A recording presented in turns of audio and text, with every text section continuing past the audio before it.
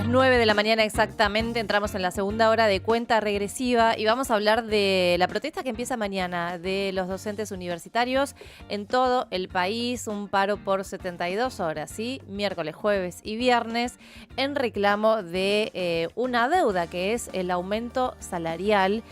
Los salarios ya están por debajo, han perdido 44% en su poder adquisitivo en este último año y medio. Vamos a hablar con Clara Chevalier, secretaria general de la CONADU. ¿Qué tal, Clara? Rocío y Ignacio, te saludamos por aquí. ¿Cómo andas? Hola Rocío, Ignacio, hola Radio Provincia, ¿cómo están? Bien, Muy bien, gracias por gracias. atendernos, Clara. Bueno, crítica, ¿no? La situación de los docentes universitarios y además con un gobierno que veta leyes, que no solo veta leyes que tienen que ver con el financiamiento, sino que además no cumple una vez que son ratificadas. La verdad que la situación es inédita, el nivel salarial es el más bajo desde la vuelta a la democracia. El 80% de los y las docentes estamos por debajo de la línea de pobreza. Y esto encima, como ustedes dicen, se ve sostenido por un gobierno que niega la implementación de una ley que está vigente, ¿no? Que incumple una ley que está vigente y que está vigente, como ustedes bien decían, a partir de una lucha que dimos a lo largo de todo el año y que incluyó, la sanción de la ley de financiamiento universitario en las dos cámaras y luego la reafirmación por las dos cámaras para rechazar el veto. Claro, y que además de la cuestión salarial de docentes y no docentes, supone un aumento que imagino que es fundamental para las universidades en su presupuesto, para su funcionamiento, para la investigación. ¿Cómo está en ese sentido? Bueno, el presupuesto universitario se ha visto muy recortado, y esto además se está consolidando en el proyecto de presupuesto que ha enviado el gobierno al Congreso, pero lo cierto es que al año de hoy seguimos funcionando con un presupuesto que está congelado desde el 2022 y que no ha tenido actualizaciones presupuestarias, que entonces depende de partidas discrecionales que el gobierno se dedica a no bajar, ¿no? Entonces las universidades estamos funcionando con un presupuesto de hace 2 años, con la inflación que hubo en estos 2 años, que fue mucha. Yo sé que queda en el imaginario por ahí lejos, pero hemos tenido una enorme inflación. Y el 90% del presupuesto son los salarios, ¿no? Además, y esos salarios son los que están hoy en un 80% por debajo de la línea de pobreza. Esto significa, para ser concreto, porque a veces decimos muchos números, ¿no? Y es sí. ¿Qué significa esto? Bueno, significa que, por ejemplo, hay docentes universitarios salteando comida. Significa que hay docentes universitarios haciendo Uber, recurriendo a trabajos que nada tienen que ver con su formación para tratar de llegar a fin de mes. Y significa, por supuesto, que las tareas de investigación, la formación permanente, que son, tareas fundamentales en la labor docente universitaria, quedan muy postergadas en este marco en el que las urgencias son otras, tienen que ver con cubrir la alimentación, ¿no? De eso estamos hablando.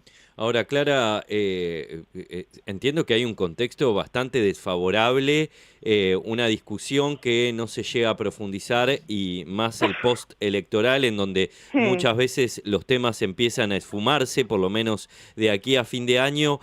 Hay un planteo importante, más allá de este paro, en cuanto a cómo llevar adelante nuevas protestas para visibilizar nuevamente la problemática.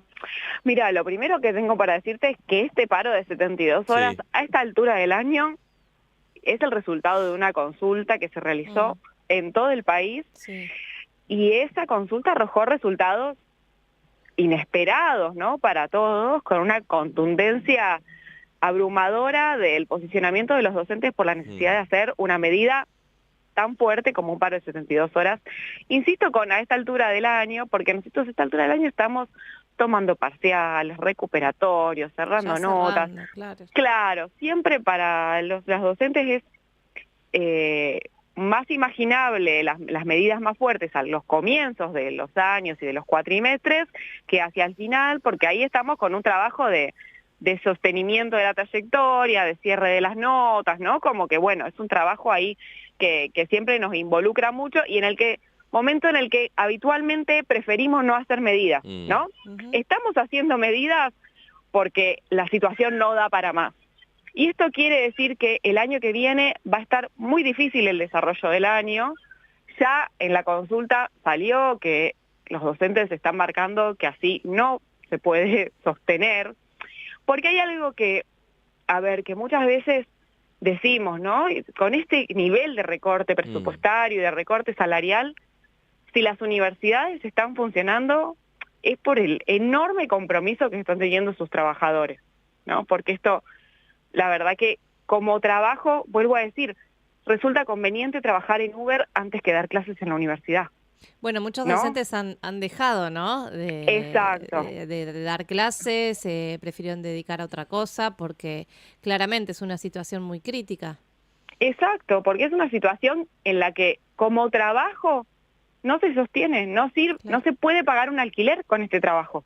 Claro. Entonces, la verdad que si se están sosteniendo las universidades en funcionamiento es por el compromiso de sus trabajadores. De esta situación, mantenerse como está y profundizarse tal cual se prevé en el proyecto de presupuesto que envió el gobierno, lo cierto es que va a ser muy difícil que las universidades sigan funcionando, ¿no? El gobierno está aniquilando el sistema universitario.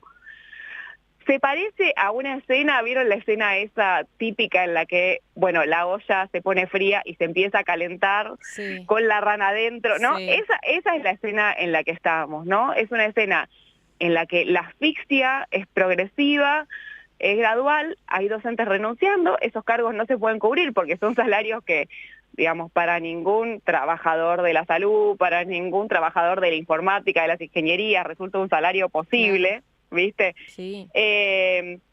Y bueno, lo cierto es que las universidades así no van a poder seguir funcionando. Estas medidas, la gravedad de estas medidas tienen que ver con eso, con señalar concretamente que esto así no se sostiene. Y ni hablar, Clara, bueno, yo también soy docente universitaria, de la situación social que se ve cada vez más en las aulas, ¿no? Estudiantes que dejan las cursadas o que están trabajando y no llegan a rendir como debiera, ¿no? En épocas anteriores, un estudiante simplemente se dedicaba a eso con la ayuda de los padres que le pagaban un alquiler, y ahora la situación que se ve es realmente muy difícil.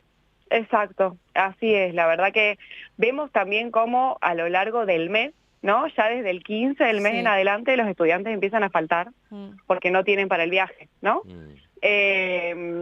Y eso se ve mucho en las aulas, ¿no? Muy distinto la cursada de las primeras semanas que las siguientes.